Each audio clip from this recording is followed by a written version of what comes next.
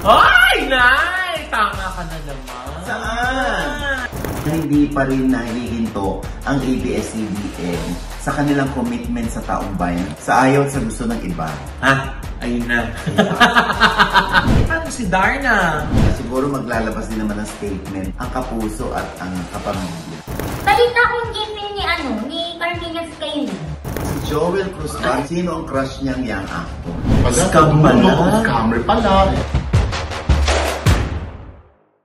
Hello mga ka-ate, dito po ang inyong mga lingkod. Ito ba si Mama Loy? Ito si Ate Brenner. At ito naman po si Papa O at si OGB at ano pa nga ba? Ang lagi yung inihirit sa amin. Ay! Ichika mo na! Dali! Ay, Nay! Tama ka na naman. Saan? Si Tito Boy Abunda. O, what happened? Mukhang lilipat na. Ang alis na ng ABS-CBN, di ba? Oo nga, nabasa ko nga rin yan na magiging kapuso na si Kuya Boy Abunda. Kasi originally doon naman talaga siya. Sa kapuso, bumabalik lamang siya. Kasi kung meron pa rin namang prangkisang ABS-CBN, baka issue yan. Pero ngayon hindi, maiintindihan ng lahat kung bakit ando si Kuya Boy. At sabi sa balita ay sa last quarter nitong taong 2022, ang pagsabak muli sa telebisyon sa Kapuso Network ni Kuya Boy Abunda. Pero syempre, importante pa rin, Loy, ha? Marinig natin straight from the horse's mouth. Hintayin natin manggaling mismo kay Kuya Boy kung totoong siya ay magiging kapuso na. If ever Emporio. Ay! Ever talaga? Hindi Butesto? Commonwealth. Sa Ortigas. Ayan. If ever naman, baba. Diba? Magandang ano yan dahil si Kuya Boy ay totoo naman pang TV. Oo. Itong kanyang pag-vlog, syempre, ito yung uso. So, sumali na rin si Kuya Boy. Just like me. Diba? Nung pandemya, talagang wala tayong ibang maisip ng trabaho na naaangkop doon sa talento natin, hindi yung vlogging. Kaya congratulations, Kuya Boy, kung totoo man ito, ha? Deserve mo naman yan, in fairness. Yes. Nay, ano kayang klaseng show ang gagawin ni Tito Boy? Ay, baka magpapasexy na this time. Ha? Talaga ba? Siyempre, talk show. Hindi, talk show or showbiz-oriented? Ano ba? Diba? Basta abangan natin. Pero kuya, alam niyo ba yung sister ni Kuya Boy? Itong paglipat niya? Opo, kuya. Alam lang ko ba? Bakit? Sino sister niya? Si Ate Girl.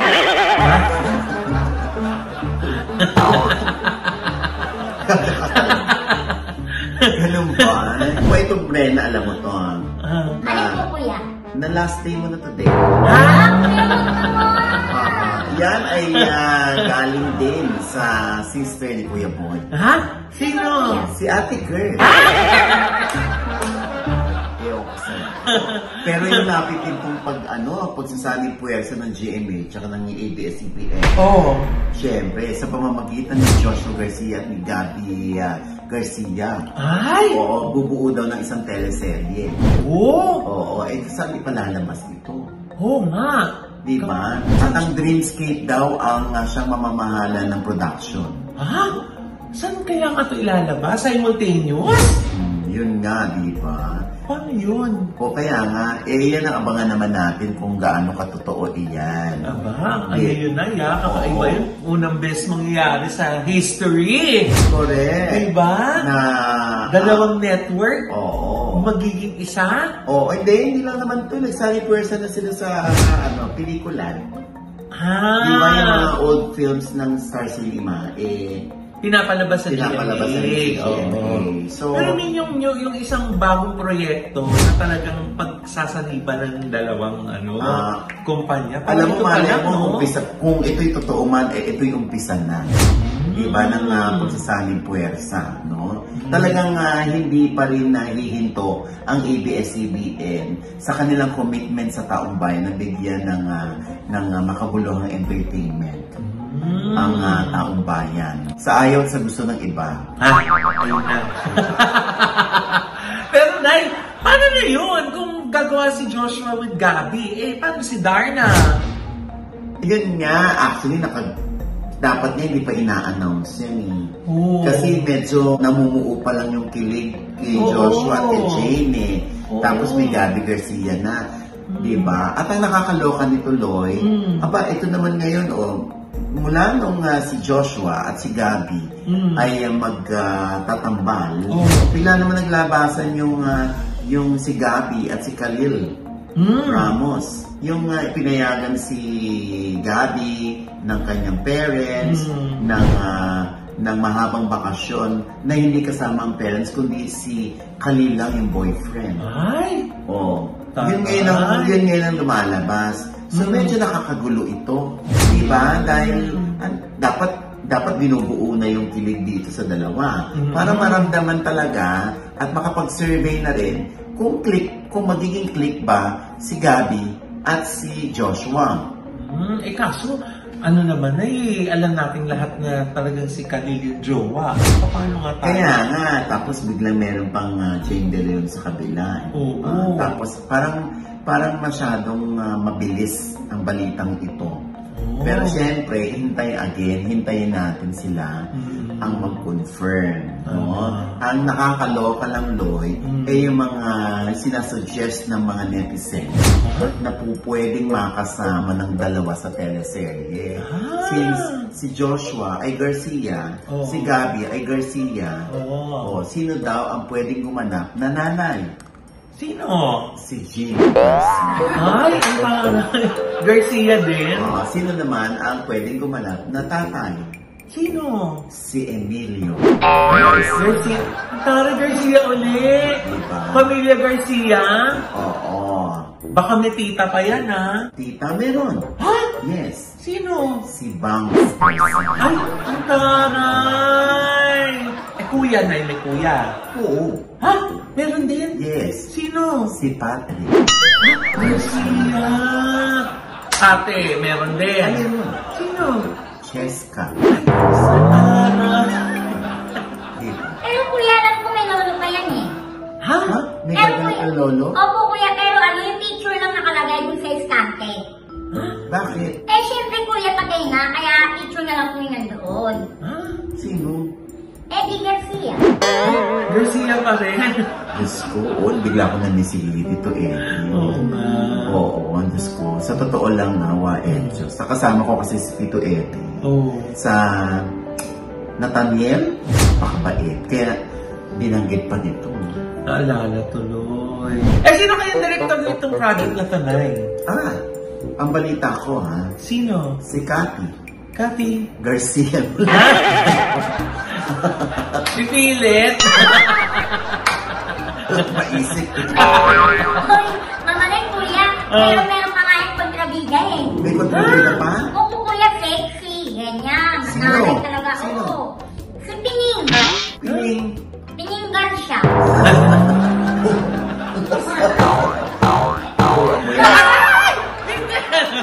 Hindi ko alam kasi aling piling. Basta abangan natin yan, ha?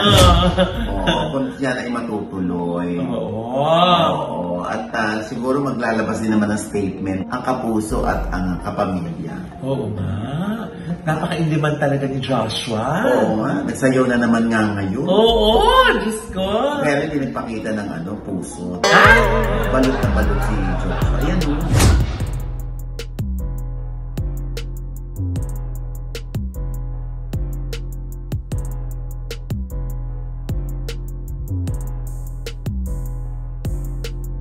Diba? Gwapo talaga. Nakakaloka.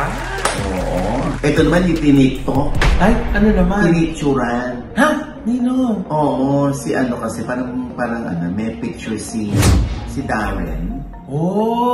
Nakita kasi sa shades, sa shadow ng shades ni Darren Espanto, si Cassie. So, ang tanong ng marami, sila na ba?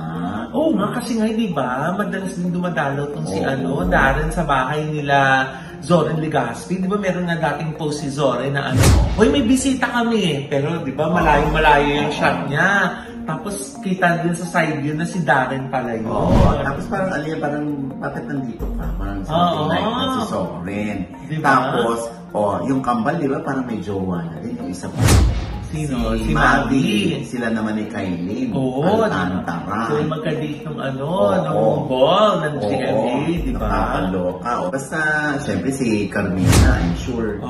Ano yan? 10 sa 10 nanay yan eh. Di ba? Parang, mga anak ko, hindi, Diyos ko.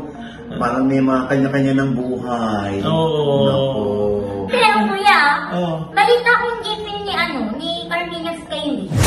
Ha? Uy, nag-intriga pa. Alam mo ba? Ganun ba? Naku. Baka naman ikaw naman, baka naman chika mo lang yan. Sino source mo niyan?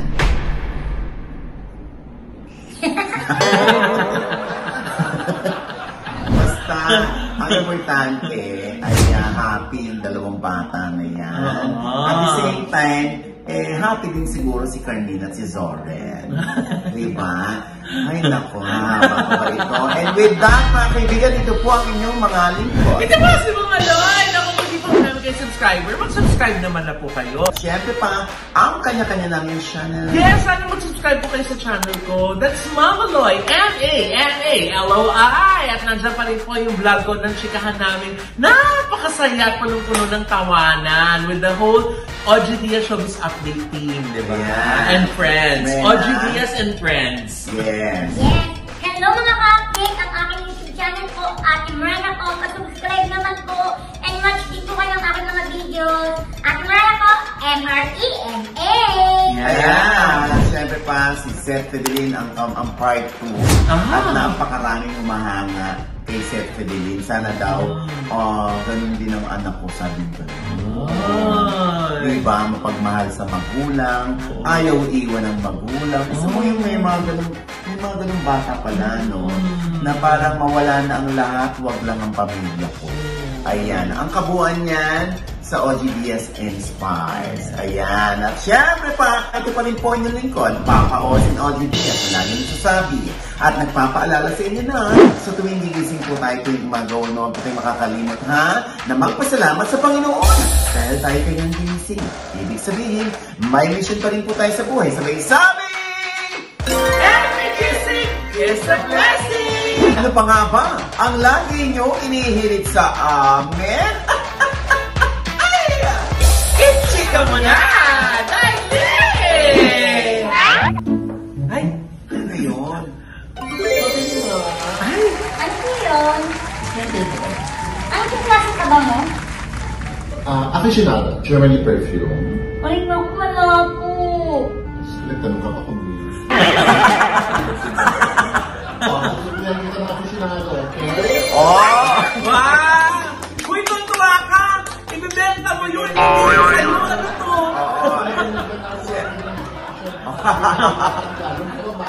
Oy, naku, guest natin ngayon. Yes! The Lord of Sin. Yes! Joel Cruz. Ayan, hello, Mare. Kala mo kasi yung babae. Yan, diba? Kinabahan yung mga tinda natin, parang puro aficionado na magiging tinda dito next time. Supplyan niya ng mga pabango. Anyway, bakit ka pala nandito, Mare? Ewan ko. Naligaw lang pala. Pupulihin mo na ako. Anyway. Ayan, hindi.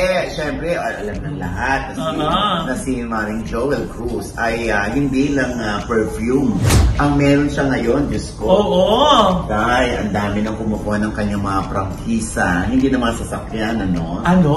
Franchise ng kanyang takoyaki. Oo, diba? Nasa trabaho, doon naman sa pagkain ngayon, anong nakain mo? Bakit pagkain? At bakit takoyaki? Hindi. Tinayo ko kasi yung takoyaki na pagkain during pandemic. Yung pandemic na to, October 2020, kasagsagan ng dami ng lockdown, sakit. Pati pabango namin, nagsasara dahil sarado ang shopping mall. Correct. Mag-isip ako ng ibang negosyo. Ang that time, talaga malakas ay pagkain sa drinks. Oo. Kaya pala online yun. Kaya namin naisipan yun. Ang takoyaki na may milk tea at yung mga Japanese food. Eh, bakit yun? Bakit hindi yung mga Burger, sa chicken, sa burger, spaghetti, ganon. Ano, masarap yun maidadagdag yan. Nag-suggest daw tayo. Ngayon, ayan, may ganyan na. Hintayin nyo ha, bakit spaghetti na? Ano sa burger? Burger, spaghetti, french fries, ganon. Consultant ko na kayo ngayon. Saan mo nakuha yung idea na takoyaki? Kasi yun ang uso. Talaga yan, yung takoyaki, concoction ng aking sister-in-law. Yung milk tea naman, concoction ng aking kapatid na babae, si ate. Nandun na sila sa garahe, nagkagawa sila. Kumikita sila ng 15,000 pesos a day. Wow! For 5 hours. Wow. Kasi sabi ko, uy, pera yun. Yeah! Doon ka nagka-idea. Oo, basta pera. Sabi ko, bakit hindi kayo magtinda ng umaga pa lang hanggang gabi? Makikita nyo. Pagod na daw sila. May paalam ako sa kanila, sabi ko, pwede bang join ako sa inyo? Pag-franchise ko to. Pero dadagdagan ko ng mga ibang food, ng Japanese food like ramen, donburi, teriyaki, gano'n. Ang siomay nga, meron na eh. So, ang spaghetti at burger natin. Abangan, di ba?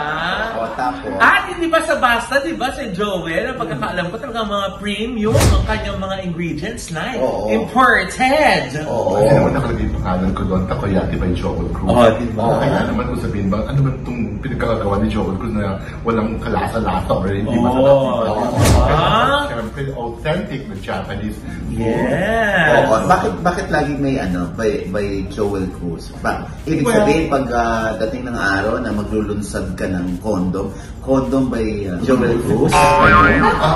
Parang pwede din naman, proven and tested by Joel Cruz. Condom pala isip mo? Kunwari lang. Tapos, bakit lagi may by Joel Cruz? Franchising kasi naisip namin. I've been in the franchising business for the past 16 years or 17 years, no? Proven and tested na yung aficionado kasi sa franchising. Kaya, nilagay ko yung pangalan ko para andun yung trust nila na pag nag-franchise sila, talagang siguradong patok tong franchising na to, kahit na bagong negosyo to. Kaya nilagay ko yung pangalan ko doon. So, magkano ba naman yung baka naman hindi kakayanin yan, lalo na marami tayong mga OFWs. Yung mga baligbayan, Magkano ang franchise fee? Well, 188,888 pesos only for 2 years. May kasama na siyang products worth 60,000 pesos. Wow! So, lumalabas mga 126 na lang. 128. 128.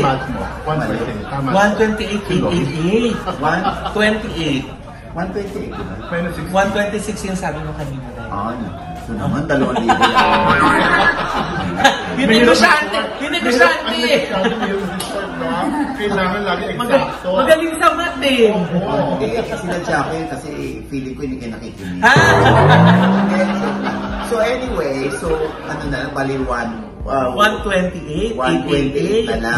So yung mga gamit, tsaka yung standy or hindi kasama. Yung parang ganito na cart. Kasama pa yun doon. At ito-training pa natin si Miranda. Pwede niyo pa kung isama si Miranda. Ito si Miranda. Ang mura. Biro mo doon sa 198. Correct. 188,888. May kasama ng dalawang service crew na lalaki. So, ang requirement na guwapo. So, kayo rin nag-train. Sa guwapo. May pamantayan, susi. Charot lang. Wala bang pinipili. So, whether kiosk po or pwesto talaga, 188,888 lang. Ang bongga. Diba? Meron po 888. Ipunin ko na lang yung 188. Wait, alam mo ba, nabibigay kami ng referral fee commission. Ay, talaga po? Kung kapakilala sa akin, bibigyan kita ng 8,888 pesos. Ay, bongga! So, mga mga 20 na gano'n yung kailangan yung i-refer. Para palit franchise. Pero alam ba, oo, meron, di ba, nung dati nag-debate sa atin ng pagkain ng takoyaki. Oo. Tapos ina-announce natin yan. May mga nag-franchise. Wow! Yay! Ang laki tulong ng Mare. Di ba? Hindi, tsaka nakakatuwa naman. malaking tulong ka kasi binibigyan mo ng oportunidad yung mga tao na magkaroon ng sariling negosyo. At the same time, sila rin tumutulong sa mga ibang tao para maging empleyado nila. They generate jobs. Oo, di ba? Lalo na sa panahon ng pandemya, imagine mo, konti lang nakakaisip ng mga pwedeng pagkakitaan sa panahon ng pandemya. Yes, diba? Siyempre kami, may mga crush kami lalaki, may mga young actors. Meron ba? Yes. Sino yung crush niyo? Si Joel Cruz ba merong crush? Sino ang crush niyang young actor? Palit mo ba yun? Ha? Sino Yung part na yun, ni Liza? Si Enrique! Bakit si Enrique Hill ang crush ni Joel Cruz? Una, yung mukha niya, nagkagapuan talaga. Mukhang ampang-upang mo niya na malinis, no? Na yummy, mayaman. Diba? Yung basta, gusto yung mukha niya. Hindi ako nagsasawa sa mukha niya. Kilig na kilig si Breno. Kahawig mo naman, yung crush ni si Enrique, kahawig naman niya si Liza. Wow! Diba? Liza. Sige. Ako, Liza, sige. At kaya rin pala nandito si Joel Cruz dahil meron siyang ipopromote. Yes! Si Joel Cruz ay kilala rin pilantropo. Oo naman. Oo, napaka-generous niyang pagdating sa mga charitable works. Yes. Diba? Ano nga, ito meron kayong pa-concert? Oo, sa September 8, no, birthday to ni Mama Mary, sa Metropolitan Theater, at 6 p.m. magkakaroon kami ng concert doon. Kantahan to ng mga different choir, kasi ang aming advocacy ay para matapos ang aming simbahan sa aming community, ang NSPS, or Nuestra Senora del Perpetuo Socorro Parish Church, sa Calamba Street, Sampaloc, Manila. Ito ay headed by Father Jerome Siciliano, and halos matatapos na yung simbahan. Kasi yung simbahan namin from ganito, naging basilika. Pinalaki niya talaga. Basilika na. Kaya hanggang September 30 na lang si Father Jerome dito. Kaya bago siya umalisa na matapos na namin simbahan. Kaya itong concert na ito, mayroon tickets na 1,000 pesos, 750 pesos, and 500 pesos. So ngayon, na-sold out yung 500 saka yung 1,000 pesos. 750 na lang ang aming binibentang ticket. Kaya ikaw bumili po kayo, nanood kayo, tutulong po kayo matapos ng aming simbahan ng NSPS Church. Ang ganda niya, ha? Yes! Lalo yung loob. Ang ganda ng basilika. Ikaw ba naman ang namahala yata ng pagpapagawa? Hindi lang naman ako, marami rin na tumulong-tulong dito. Pagka pinasyalan niyo ako, dadali ko kayo simbahan. 2 blocks away lang sa bahay ko. Lalakarin lang? Lalakarin na natin. Yes. At picture-picture kayo sa loob. Ang ganda ng loob. Okay, ayan. Gusto ko yan. Oo naman. Uy, alam mo ba, si Joel, kahit gaano ka-successful, ito tatanong kay Maring Joel, kahit ba gaano ka-successful bilang negosyante, parang naloloko pa rin ba ang isang Joel Cruz ng mga mapagsamantala? Oo, nangyari naman sa akin talaga yung ganyan. Hindi naman ganun karaming beses, no? Pero nangyayari din. Yun ang nakakalungkot lang, no? Kasi minsan nakakalungkot in a sense na naabot mo yung ganitong success, tapos meron ka makikilalang tao, no? Minsan 40 million, no? Makukuha sa'yo, yung gano'n. 40 million? Bayad ka ba? Ay, naku, hindi. Ewan ko ba kung makakapagbayad siya. Pero ganun kalaki. Nakilala mo ba yata yun, Mami? Ngayon, binaon mo na sa limot or kinasuhan mo? May ongoing cases kami sa kanya tatlo. Ang prayers ko na lang sana manalo kami. Siyempre, dahil ako yung dehado, ako yung niloko ng 40 million pesos. Sana may awan Panginoon na manalo kami at yung judge na ang bahala, fiscal ng bahala mag-desisyon kung anong magiging decision para sa kanya. I have to share this because para sa atin lahat na mag-iingat din tayo na hindi hindi pala lahat ng tao makikilala mo. Kahit na isang taon mo na siyang kakilala, kaibigan, umorder sa'yo ng pabango, yung pala, hindi ko alam kung strategy yung gagawin niyang gano'n. Yung pala, scammer pala. Ayan, oh my God. Kaya mag-ingat tayo. No? Kaya, nung nangyari yon, pinatawag ko rin yung mga ibang celebrities, nagkaroon kami ng press con, para sabihin sa lahat na mag-ingat kayo sa tao ito. Ayan. Kilala na siguro yan kung sino siya. Sino ba siya? Hindi ko makikilala eh. Nakalimutan ko na girl yan, di ba? Ikaw. Pawig lang. Ha? Gawin ko ba? Sige, wala na ako. Hirap pa lang ako. Nag-anak si Maring Joel dahil kumare kami dahil inaanak niya yung aking 14-year-old na si Georgina. Sabi ko, uy Mare, pwede kang ganito rin. Ganyan. Naku, Mare, hindi ko kaya mo umanda sa babae. Siguro mag-ano na lang ako ng sa Sunny Puerso na lang yung aking si Village at yung girl. Artificial na sila. Nung subukan ko daw, ang sarap-sarap daw. At ito, Mare, kung kaya mo, ikaw na lang.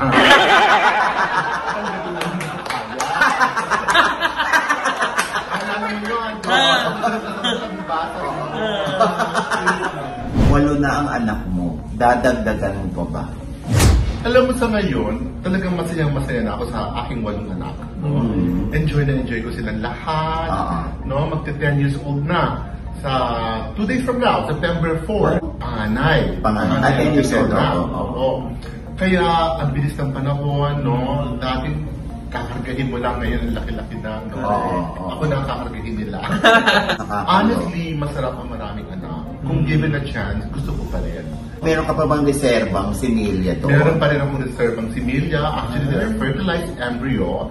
Buo na siya. Meron na siyang yung sperm cells at egg cell. Fertilized na sila. Surrogate mother lang. Surrogate mother na lang. Correct, Mare. Kaloka. Mga ilan pa? Ilang beses kang nag-masturbate?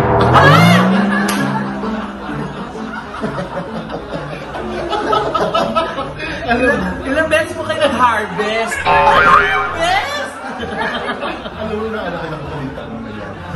Naisip ko din dati yun. Saan kaya gagawin yun? Buti na meron silang guwapo talaga. Nakakaloka. Talaga na. Ang haba-haba ng din magawa. Diba? Sinabi mo, at talagang kailangan yun, no? Part talaga yun na isasabit mo yun, ilalagay mo yun sa maliit na lalagyan na gano'n. Tapos meron silang maliit na, parang ganito sa likod, may maliit na door. Kung binusan mo yun, lalagay mo doon, tapos sa likod naman may office sila, pwede sila, kukunin naman nila. Ikukulture nila yun. Dilinisin mo na nila. Nasa akin ang desisyon, kung gusto ko pa, sasabihan ko na sila na, sige, tuloy tayo, baka pwede try natin din ng kambal, dalawa pinagay natin. Nakakaloka. So from 8, pwede maging 10, or pwede maging 100. Kung kaya mo, magdabing 8 anak, yung gano'n. Minsan naisip ko, baka paglaki nila, medyo malulungkot to kasi wala na mga babies, wala na mga bata-bata. Baka, siguro baka 8 years from now, or 6 years from now, wala nang mga magugulong mga bata sa bahay, yung cute na gano'n. Baka doon ko din sa naisip. Thank you, Lloyd! Thank you, Sir Joel! Maraming salamat po. Ay! Ano ba na? Actually, yun ang gusto ni Lloyd. Ay! Daiwan! Sasarili siya para titignan sa video niya. Wala ka namang makukuha dyan!